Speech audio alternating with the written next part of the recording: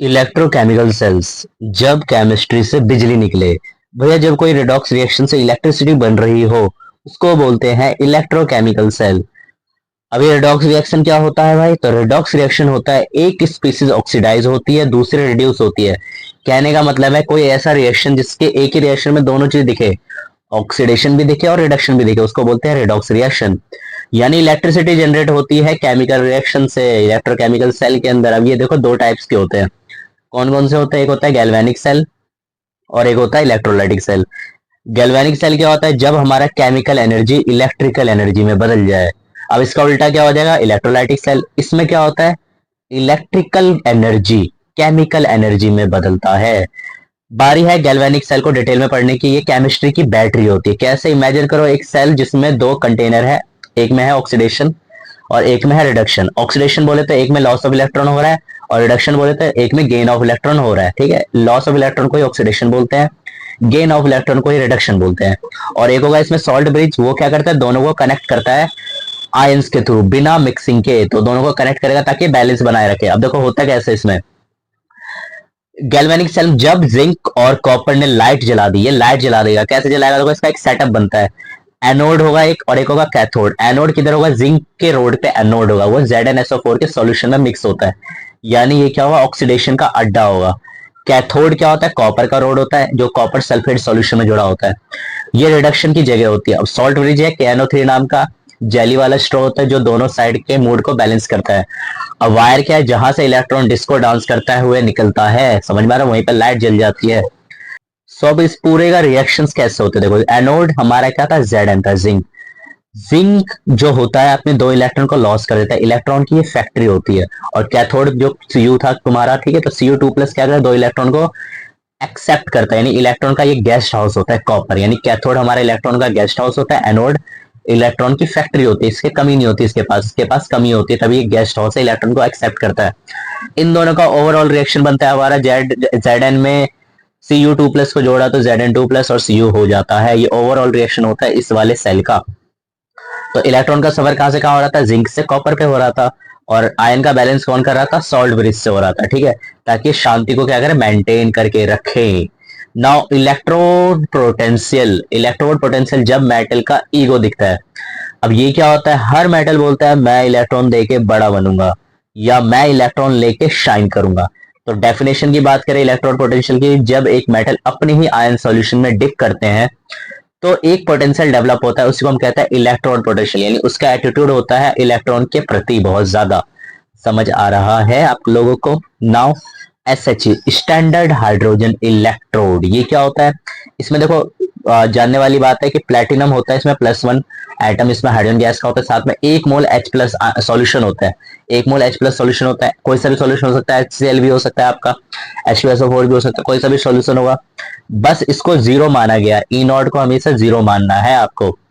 बाकी सब इसके रिस्पेक्ट में कंपेयर होते हैं। याद रखने का तरीका क्या है? हाई अगर E0 है तो इलेक्ट्रॉन लेने की आदत होगी इसको, यानी ये एक अच्छा ऑक्सीडाइजिंग एजेंट होगा। अगर लो E0 हुआ तो इलेक्ट्रॉन छोड़ने का क्रेज होगा इसके अंदर, यानी रिड्यूसिंग एजेंट का काम करेगा ये। शुरू करते हैं सबसे इंपॉर्टेंट टॉपिक इस पूरे चैप्टर का, नर्स इक्वेशन के बारे में। नर्स इक्वेशन क्या होता है? जब केमिस्ट्री में मैथ्स टपक गया भाई, ये तो करके ही जाना, इसके बिना अगर तुम गए तो तुम्हें समझ लो तुमने सिर्फ 50% ही चैप्टर पढ़ा है, क्योंकि इसके न्यूमेरिकल्स एग्जाम में आने ही आने हैं। ठीक है, तो न्यूमेरिकल्स बनते हैं इस पर बहुत ज्यादा। फॉर्मूला क्या है? E=E0 माइनस 0.0591 अपॉन में n log Q, जहां पे E का मतलब क्या है? Actual electrode potential. E0 का मतलब है स्टैंडर्ड पोटेंशियल, जिसमें 1 मोलैरिटी लेते हैं या 1 ATM ले लेते हैं, प्रेशर, और 298 केल्विन टेम्परेचर। n का मतलब है कितना इलेक्ट्रॉन ट्रांसफर हुआ, समझ में आ रहा है? और Q क्या है? ये रिएक्शन क्वोशिएंट है, यानी प्रोडक्ट अपॉन में रिएक्टेंट से निकलता है ये। ओके, समझ आ रहा है? तो बारी है इलेक्ट्रोकेमिकल सीरीज की, मेटल की 12th fail to topper ranking. तो इसमें हम रैंकिंग पढ़ेंगे कि किसका रैंकिंग ज्यादा है, इलेक्ट्रोकेमिकल सीरीज में किसकी कम है। तो लिथियम के माइनस का 3.04, ठीक है। इसका नेचर कैसा होता है? स्ट्रॉन्ग रिड्यूसर होता है, यानी डेस्पेरेट डोनर होता है ये। Zn यानी जिंक की बात करें माइनस का 0.76 होता है, ये मॉडरेट रिड्यूसर होता है। Fe2+ यानी आयरन की बात करें तो माइनस का 0.44 ओकेश होता है, ये मतलब ज्यादा ही कम नहीं होता। Cu2+ की बात करें कॉपर के, तो ये चिल रहता है भाई। और सिल्वर की बात करें तो प्लस का 0.80 है। आई एम एक्सपेंसिव यानी ऑक्सीडाइजर होता है, खतरनाक वाला है, स्ट्रॉन्ग ऑक्सीडाइजर होता है सिल्वर। ठीक है, अब ट्रिक है यहाँ पे देखो याद करने का, जो नेगेटिव इनॉड वो इलेक्ट्रॉन छोड़ेगा यानी वो रिड्यूसिंग एजेंट है। समझ में आ रहा है, जो नेगेटिव इनॉड होगा वो इलेक्ट्रॉन को छोड़ेगा यानी वो रिड्यूसिंग एजेंट है, और जो पॉजिटिव इनॉड है वो इलेक्ट्रॉन लेगा यानी ऑक्सीडाइजिंग एजेंट है। ओके, तो बारी है इलेक्ट्रोलाइटिक सेल की, जब करंट लगता है रिएक्शंस करवाने को। कहने का मतलब है रिएक्शन खुद नहीं होती, इसको करंट की चप्पल मारनी पड़ती है तब जाके कोई रिएक्शन होता है।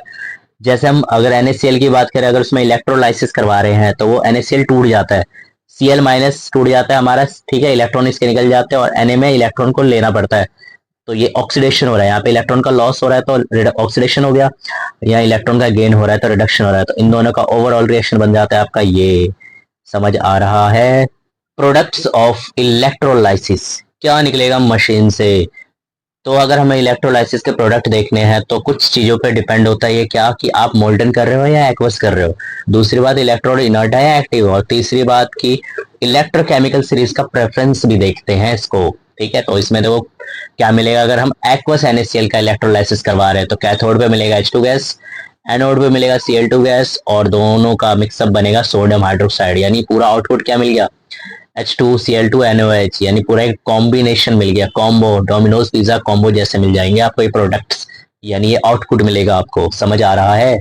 सो बारी है बैटरीज, बिजली के पैकेट्स की। इसमें सबसे पहले हम पढ़ेंगे ड्राई सेल।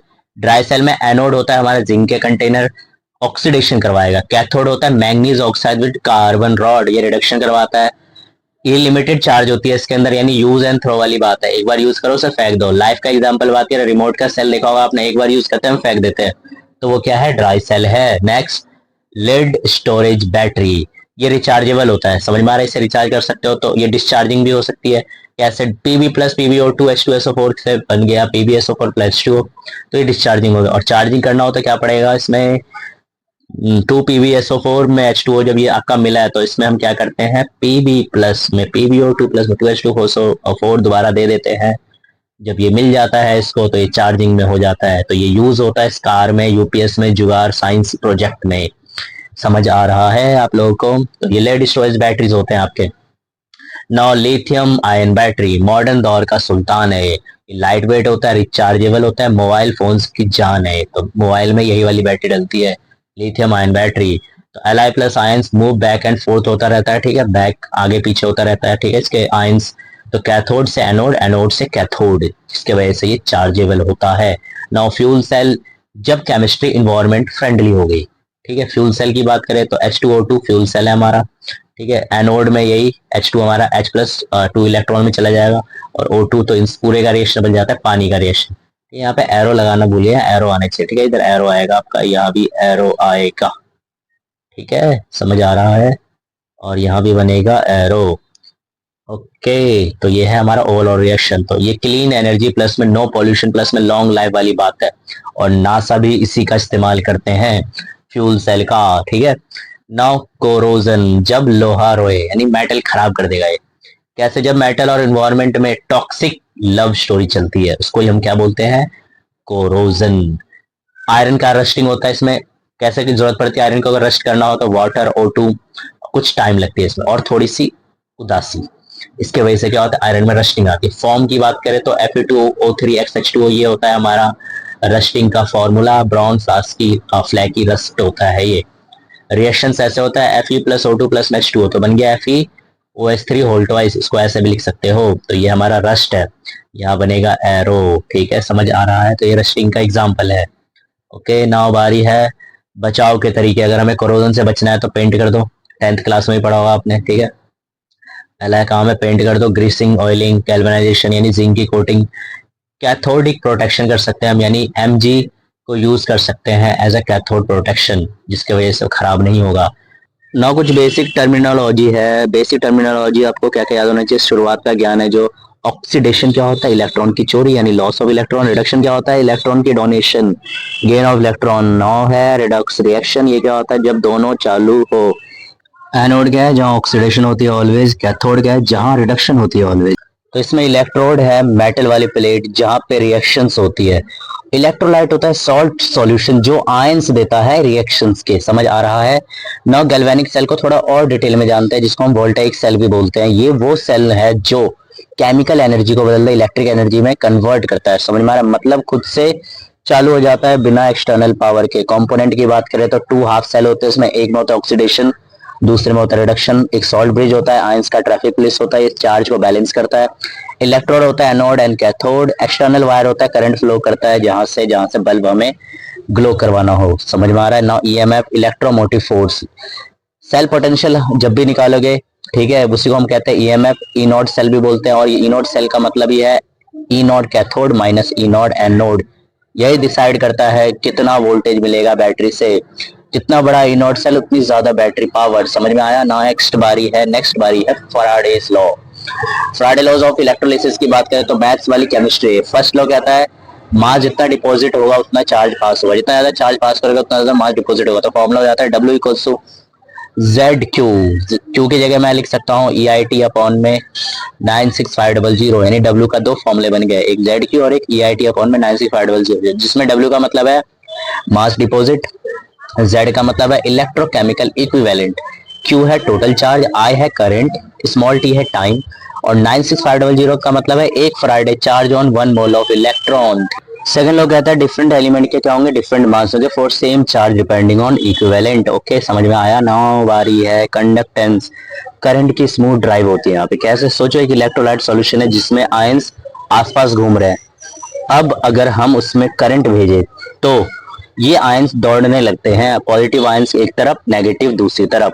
जितनी आसानी से आयंस दौड़े उतना अच्छा कंडक्टेंस करेगा वो चीज। समझ में आया कंडक्शन क्या होता है ना। रेजिस्टेंस क्या होता है, जो करंट को रोकने वाली रुकावट होती है। ओम होता है इसका यूनिट। जैसे ट्रैफिक जाम हो, गाड़ी स्लो हो जाता है, वैसे रेजिस्टेंस स्लो कर देता है चार्ज के फ्लो को। नाउ बारी है स्पेसिफिक कंडक्टेंस। कैसे दिखाते हैं इसको।